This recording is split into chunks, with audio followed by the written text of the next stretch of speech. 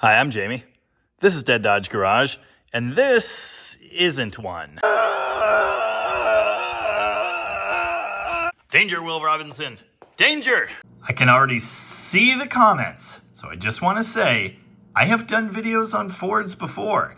In fact, that 73 Mustang revival, one of my more popular videos. It's in like the number 12 or 13 spot. It's gonna be okay, don't cry, and there'll be plenty more Dodges coming up. Not long ago, I did a video on this Chrysler product, which many people watched.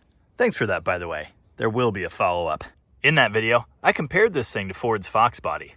To be honest, it didn't compare all that favorably. We're gonna talk about all that in the next installment on this car. Because I just happen to have a Fox body here right now, I used it in that video as a point to compare to. At least a couple people said, ooh, let's see more on that Capri. Which is good because I've long planned to do a video on this thing. So here we are. This is a 1979 Mercury Capri RS. And if you ask me, it's the best Mustang. I mean Fox body, the best Fox body. It's definitely not a Mustang, despite the fact that it's almost exactly like a Mustang. This early Capri in particular is very similar to the Mustang. For example, the back glass and the hatch on this hatchback or fastback design is the same. It is covered up by this beautiful set of louvers, but that's another story. Also, there's a cool three-piece spoiler, much like a similar your Camaro might have. For 1983, the Capri got a unique bubble back window, and yeah, I'm not a fan of that. The later Capri also had angle taillights, which further contributed to a funky look in the back end. I prefer this, straight up, slatted lights. What really set the Capri apart from the Mustang, the haunches, the bulged effect there on the fender and on the rear quarter. It adds a bit of muscle to the design that the Mustang just doesn't have. Unlike the Fox Mustang, the Capri only came in this hatchback, fastback, whatever you want to call it, design. There was no coupe version available. I guess I should take a minute to explain why we're looking at this car, why it's important, why I wanted to cover it at all. First off, I think they're kind of cool. It's like a muscle car, but smaller and more 80s-tastic. Also, because Chrysler had nothing like it. No, this doesn't count. Sure, it looks kind of similar, but it does not do the same thing. I'll explain. What made muscle cars great? Well, V8 grunt, of course. And that Mitsubishi Challenger out there never had that. It had a 2.6-liter four-cylinder, which, as I've shown on video already, did not exactly churn out the horsepowers. The muscle car era had ended by this time. The entire automotive industry and, in fact, the country had gone through a period of malaise. The fuel crisis, so many different things just destroyed the automobile market in America. Styling went off the rails. But in the 1970s, over at Ford, things were getting interesting again. A small car with V8 grunt under the hood. Unlike the Mustang II, which of course had been in production to this point, this car was like handsome. Sorry, Stacy. The real star of the show here is that Windsor V8, and I want to look at that, but I guess I should take a second to show this off. The Capri RS's hood scoop. Often these are painted. I don't know if that's a year difference or if this one has been replaced or what the deal is. It's a cool detail. The simulated vents and the scoop and then the cowl piece. It just looks angry. I've opened this hood many times, but I always have to go looking for the thing. Because Ford, also it needs a stick. Dang it. I'm a Dodge guy. You know that. I know that. There's no denying it. There's no getting around it. But the thing is, I like the Windsor V8. I appreciate the Windsor V8. And the reason for that is this engine right here. You see, this is the only Windsor I've ever rebuilt. Here's what amazed me about this 302. When you take everything off, step back, and look at the engine block, there's like nothing to it. It's tiny. Compared to my beloved LA Chrysler small blocks, the Windsor's block is truly minuscule. And it amazes me the amount of power that you're able to squeeze out of that little package. It fits in everything, anything, Jeeps, those Mitsubishi cars out there. In fact, I've gotten like 100 comments about how common it is to swap a 302 like this into the Scorpion, the Australian version of that same 81 Challenger body. Apparently it makes for a potent combination, and I can believe that. Early on in the days of the channel, I actually had a Cobra replica. I sold that car to buy my 68 Charger, and I have no regrets. But you can go back and see a few videos of me driving that thing around. It was wild. And under the hood was one of these same engines, albeit the newer roller cam version, and it had Ford Motorsports aluminum heads and a ridiculous camshaft and big headers and side pipes, and it also had EFI. But underneath was the same old Windsor 5-liter 302 block. Essentially the same package as what we have here, just turned up a little bit and with like 800 or 900 pounds stripped off the car. Speaking of weight, this Capri weighs 2,900 pounds. That compares pretty favorably to the Demon here, which scaled with the old wheels at least at like exactly 3,200. Of course, I've got a bit of a horsepower advantage and gearing, but that's another story. We do have to talk about the fact that from the factory, this 302 only made 140 horsepower. That is not impressive. But, of course, it's an American V8, and it has potential to increase that number quite a bit. This thing has BBK headers and an aluminum intake manifold, fancy Holley double pumper, an HEI ignition system, and a cam that's, well, ridiculous is the wrong word. I actually can't remember the specs exactly. It's probably a little bit much for this combination, but we'll talk about that in a bit. Even with that truly pathetic smog era 140 horsepower rating, this thing churned out 250 pound-feet of torque, which is still enough for burnouts and street fun. There are more things to like about the Capri. For one, the gauge cluster. 6 neat little round pods, full instrumentation. What appears to be an engine-turned finish, although unlike the GM cars that use that, it is black. Also, it might actually be plastic. Yeah, it's totally plastic. There's a driver information center, although I don't think it actually works. There's a cassette player. Nice. This one's equipped with air conditioning, but surprise, surprise, it doesn't work. The big letdown for me in this particular car, automatic transmission. At least it's floor shifted, although said shifter has been broken for years. For years now, I've thought a 5-liter 5-speed Fox body would be an awesome thing to have. The one I would very much prefer, this 79 Capri RS. I did have a 5-liter 5-speed SN95 Mustang for a time. It was even the HO 5-liter. Not that the O was really very H. That's another story. Anyway, why is this thing even here? This car belongs to my friend and customer Miranda. The first time I ever saw this car was years ago when I still owned a repair shop. She brought it to me almost directly from another repair shop that had just charged her a bunch of money to install that carburetor and then throw their hands up when it still didn't run right and send it down the road. I gave it the 5-minute fix and got it running much, much better, but I quickly realized it had a totally dead cylinder. That led to the revelation that one pushrod in this engine wasn't even moving anymore. So, naturally, we had to rebuild it. Pulled this thing out, broke the engine down, and found that it actually had 4 bad lifters. 1 completely gone, 1 mostly gone, and 2 on their way. That was exciting. So I rebuilt the engine. We didn't do anything radical. As mentioned, it's got those bolt-ons, and we did put another vaguely performance-oriented cam in it. It seemed to have clogged cats, which was hindering the performance somewhat, so allegedly those may have gone missing at some point in favor of this really nice dual exhaust system, which you'll get to hear in a few minutes. With the engine rebuilt, stabbed in the car, broken in successfully, and in at least a reasonable state of tune, the Capri became Miranda's main source of daily transportation. It was her only car for a long time, although she does have a normal people car to drive sometimes now. This is still her main means of transportation. Couple small issues though. First, those brand new fancy spark plug wires, one of them just died for no reason.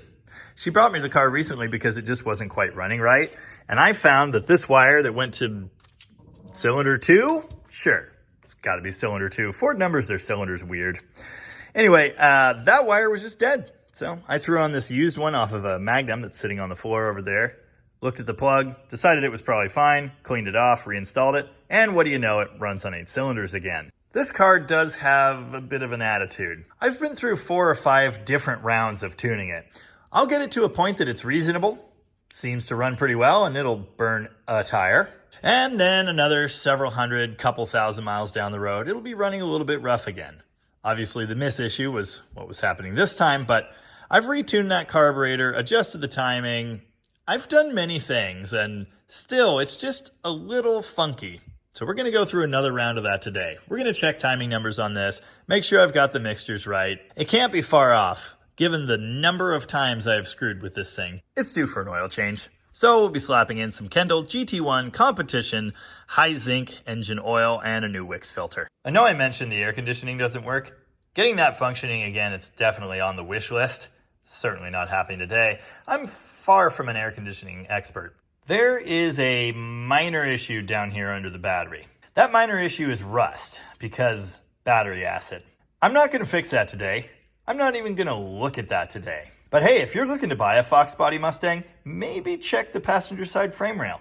That would be a good idea. While I'm thinking about it, I decided I should probably show you this. I don't want you to get the idea this thing's perfect or anything. When Miranda bought the car, it was very nice. Unfortunately, a neighbor somewhere backed into this thing. It's going to be fixed by insurance, but it hasn't happened yet. So currently, the back bumper is in need of some love. That taillight is kind of attached with some Gorilla Tape. It's not great, but it will be fixed. Another little minor issue I noticed. There seems to be a coolant leak from the tank seam here. It's not the worst I've ever seen, but it's not ideal. Of course, this is a nice, high-quality, old-school copper brass radiator that will be impossible to replace and expensive to fix. There is coolant in it. The level's a bit low, but not low enough to be concerning yet. There's our coolant leak. There's also an oil leak. It's definitely coming from the sending unit oil filter area, so we'll take a look at that when I get it off the ground. I did just notice something else, though. I think the mechanical fuel pump leaks. I don't know if it's at all possible for me to show you that. There's like nasty sticky stuff all over the pump. It doesn't really smell like gas, but I'm pretty sure it is. So I guess I'll be ordering one of those. Hey, also, this is your friendly weekly or bi-weekly reminder to check the torque on your valve cover bolts every so often, especially if you've got cork gaskets. These are seeping a little bit, so hopefully this will help. You know, while I'm here, I think I'm just gonna have to give this thing a little cleanup. Like I said, it's a daily driver, not a show car. Oh, anyway, did I say I'm replacing the spark plug wires? I'm replacing the spark plug wires. I think the list looks something like oil change, plug wires, tune it again, hopefully figure out that oil leak, change the mechanical fuel pump if I can get one. Oh yeah, and there's a horrible clunk in the back end, so I'm gonna go looking for that for the third time. And then we'll fully restore the engine compartment. To change the oil, we really want the engine to be warm. So it's time to fire this thing up and let it run for a bit. I suppose I can check and fiddle with the tune a little bit while we're doing that as well.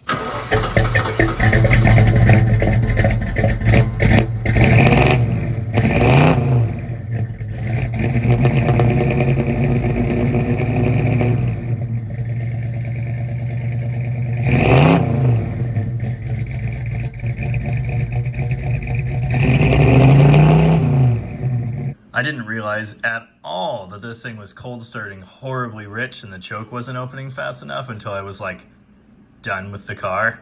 So I guess I'll mess with that next time. I think we're down an exhaust mount on the passenger side here, just like my Charger actually. Yeah. The tiny air filter is pretty silly. Unfortunately, with that HEI distributor on the front, there really isn't room for anything else. You know, I could swear I'm intermittently hearing a valve noise. I'd really not like to hear a valve noise. It's running on 8 happy cylinders for now, so I'm not going to worry about it today. I'm going to hope not to have to worry about it anytime soon. The trusty thermal imager that Snap-on gave me with a scanner I don't have anymore says all the cylinders are happy over here. Although incidentally, number 7 there is just a hair colder. I don't know what that's about, and again, I choose not to worry about it. At least for now. Very similar story over here on the passenger side. Works for me. Wow. For some reason I have the base timing at 9 degrees. The total is only 30. I could definitely bump a few more into that for some extra ponies. Although, if I set it there, it might be because there was a pinging issue. I don't remember. I gave it a bump to 14 base, 35 total. We'll see what that does.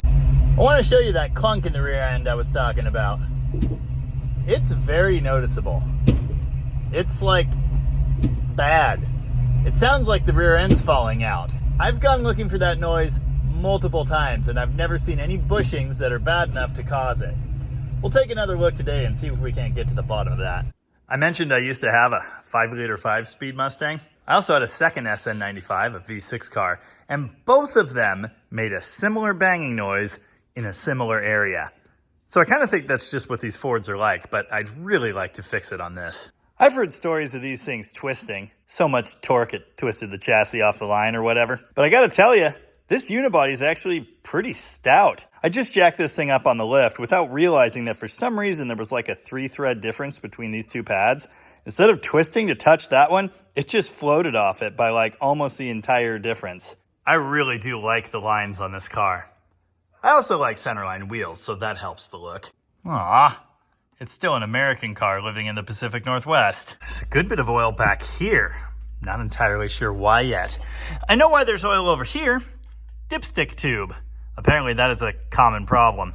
Just so we're on the level, the last oil change on this thing was done by the Fast Lube place. So with that in mind, let us note that the oil seems to be leaking from the filter.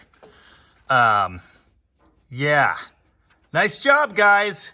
You did it. I know years ago there was a leak from either the sending unit or that nipple where it comes out of the block, and that appears to be dry, so go me. The fuel pump is a different matter. Look at that horrible sticky stuff all over it.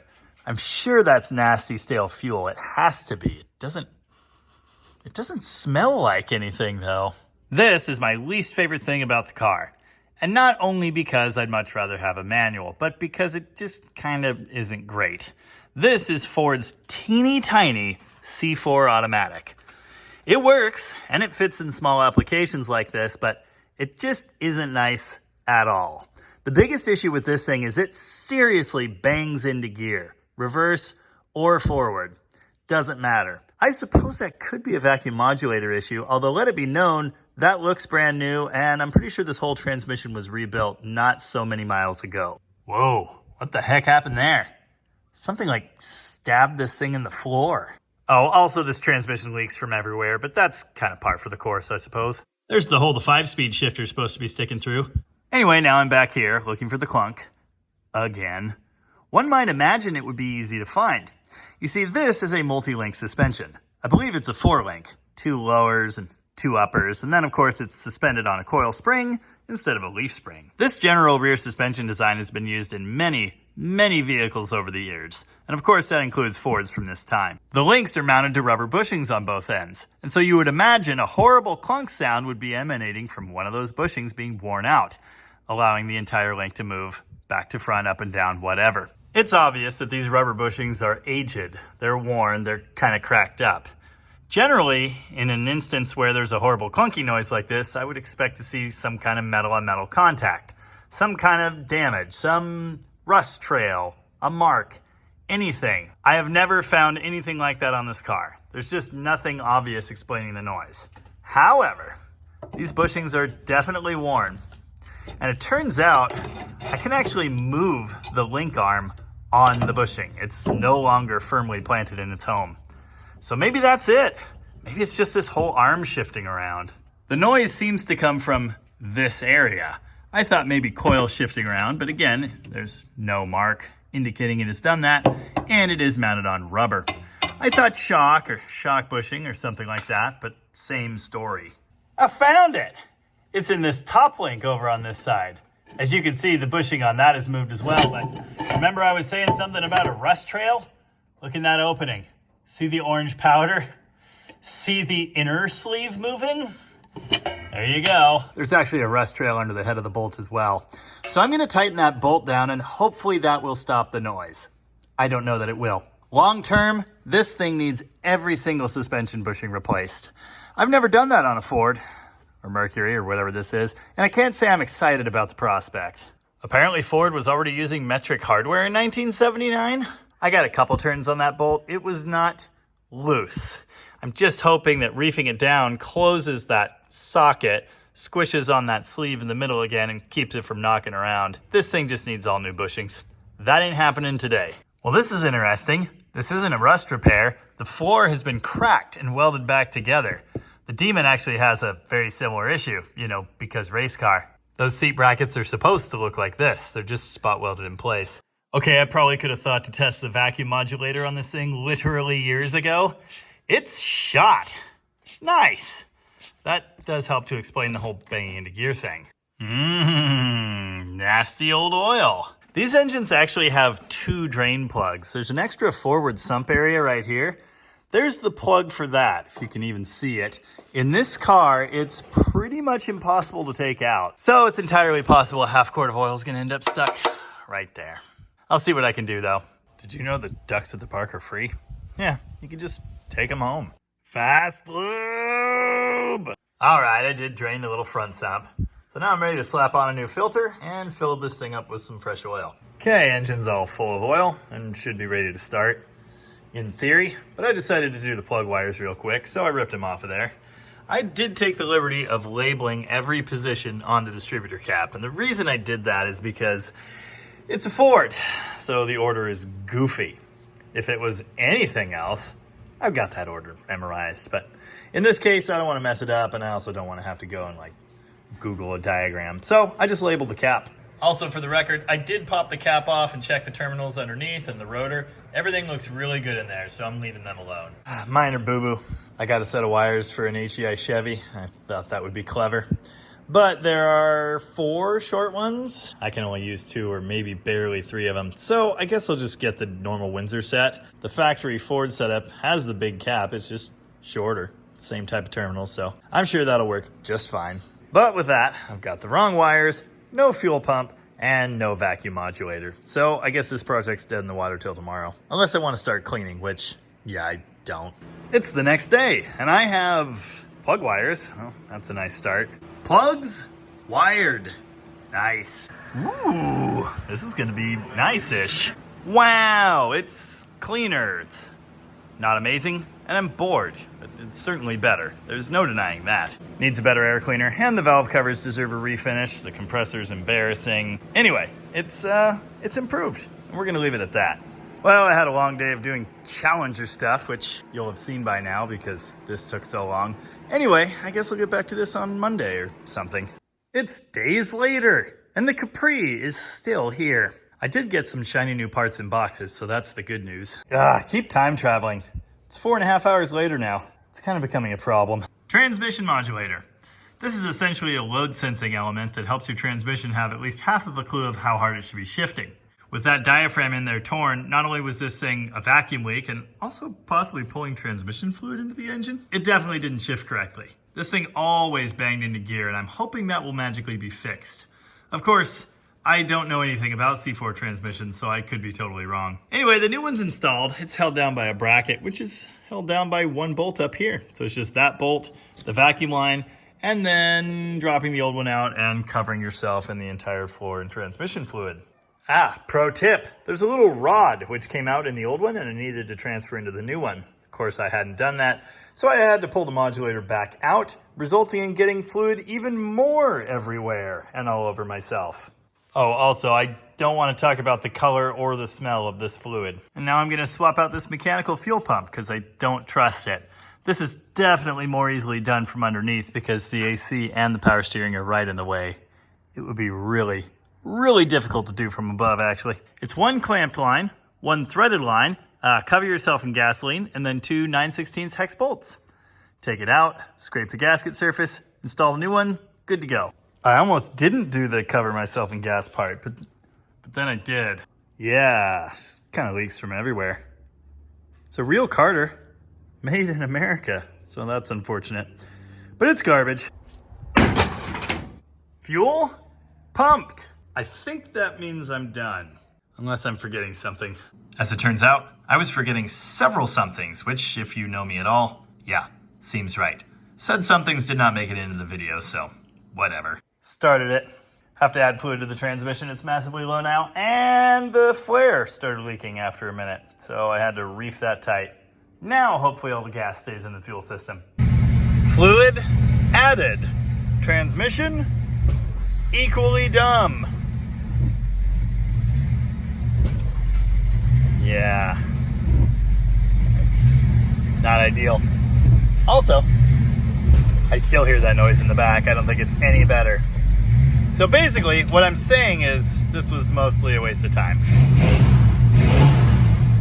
Dude, that flare is still leaking. It's not loose, I'll tell you that. I'd say I'm gonna light this thing on fire, but it might just do it itself. Before I shut it off to try and fix that for the third time, even at low idle, which it is now at, for some reason the choke was sticking, it still just bangs into gear violently. I don't understand. Ford. Okay, I loosened the line, shot gas in my face, shifted its position slightly, reached that thing tight with a line wrench, stripped it, bent the nipple on the pump slightly, and now I think it might be sealed, maybe. I hope. All right, engine's full, transmission's good, fuel's staying in, engine compartment's clean and beautiful, and whatever. I hereby declare this 79 Capri open. Ooh, check this out. Convenience light thing. Also, don't worry about this. It's kind of unfortunate.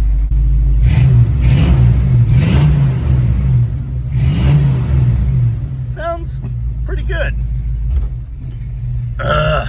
Oh, apparently the steering's noisy. Because Ford. Tightening that loose-ish suspension bolt did nothing. That whole sleeve must still be moving around in there because I can hear it clunking all the time. Great. I don't know why, but I think in drive this thing takes off in second. Or maybe it just shifts to second right away. Ugh. Also, it might still be low on fluid. It read full, but I don't know. It seemed like it lost a lot. I put in every drop I had, so that's where we're at. Does this thing feel all wishy-washy? I mean, this could have something to do with it, I suppose.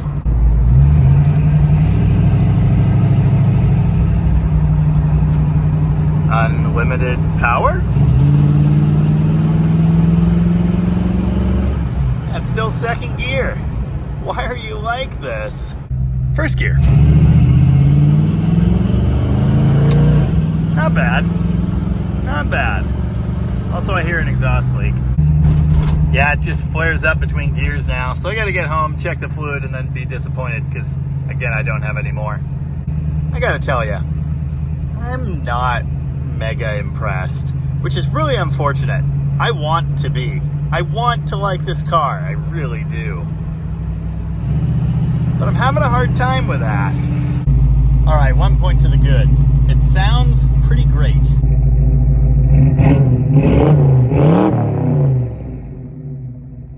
Another point to the good. It looks fantastic. I love the lines on this thing. It's so beefy. I do wish the grille was less plasticky, but that's okay. Love the taillights, at least when they're not smashed. I love the lines. I love the centerline style wheels. I like the louvers. I like the black on red. Oh, if I say mean things, the Ford guys are gonna get so mad. But I have to. It drives bad. It's just bad. Maybe the suspension's sacked out. Yeah, I mean, I'm sure it is, but this is like a nice low mileage car, and yet it needs like everything somehow. It clunks, it bangs, it feels wobbly, and that has been my Ford experience. I wish it wasn't. I really want to like these. I still think it's awesome. I still think as 80s cars go, this is a good one. It's got style for days. It just doesn't quite meet my drivability expectations. Cars like this remind me why I like Mopars so much. Because a decent set of torsion bars and like a front sway bar, and you've got a car that handles corners confidently. I've driven my Charger through here much faster than I just drove this car, and I was not scared or worried. It didn't feel like this. And my Charger is older than this by quite a lot. It's also slow. And yes, I say that as the guy who put this engine together. It's not mega hot rodded or anything. It's just got a little baby cam. That's pretty much it. The big thing holding this back is gearing. I don't know what the rear end gearing is. It's gotta be like, I don't know, 2.7, maybe 2.9. It's ridiculous. And the fact that it takes off in second really kind of takes away from the experience a little bit. Ooh, a spare tire. Yes, it's a half quart low right now. I'm gonna top it up. Hopefully that stops the revving up between gears thing. I don't know, are C4 automatics just bad? All right, Jesus! I don't want to crap on anybody's Fox body dreams. I'm not saying they're all like this, but this one is. It's a fun little car to cruise around in, and I love the look. It's just, it's not where I belong. I guess that's it. I'm gonna get out of this Mercury Ford thing before I really piss off some oval enthusiasts. Yeah, maybe this will help. I wore my Ford shirt. It even matches the car. Second gear. Why does it go right to second gear? Why? After I showed it in the 81 Challenger video, several people were excited to see this thing. So, I don't know. Hopefully you enjoyed this. I kind of did, except that I had to work on a Ford. Oh, also the brakes squeal sometimes. Which one drove better? I think it's time for a head-to-head challenge. No, it's not. Anyway, I'm done. As ever, thank you very much for watching. And remember, Ford guys, it's not my fault that your engines are built backwards, your link suspensions are terrible, and your cars drive like wet noodles. All right, I'm going back to my happy place now.